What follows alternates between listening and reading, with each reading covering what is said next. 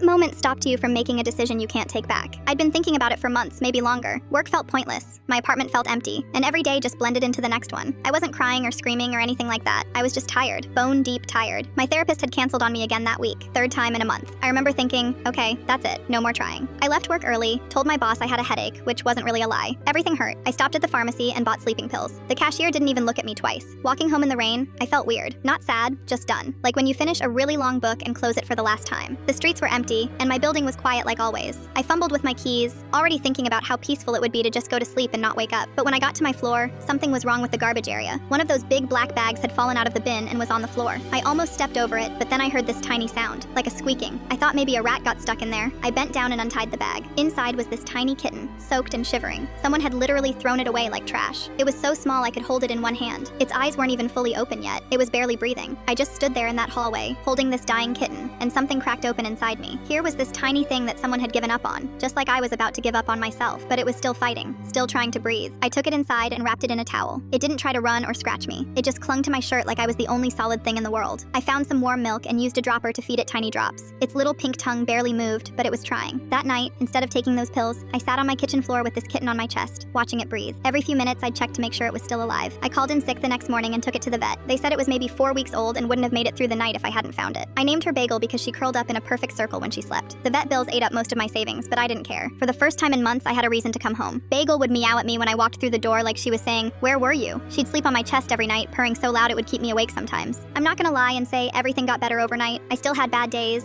when I could barely get out of bed, but Bagel needed me. She needed food at specific times. She needed her litter box cleaned. She needed someone to play with her stupid feather toy at 3 in the morning when she couldn't sleep. The pills sat in my medicine cabinet for weeks. Sometimes I'd look at them and think about how easy it would have been. But then Bagel would headbutt my leg or knock something off my desk, and I'd remember that someone had to take care of her. 3 months later, I finally threw the pills away. Bagel was sitting on my windowsill, fat and healthy, watching birds outside like she owned the place. She had no idea she'd saved my life just by needing me to save hers.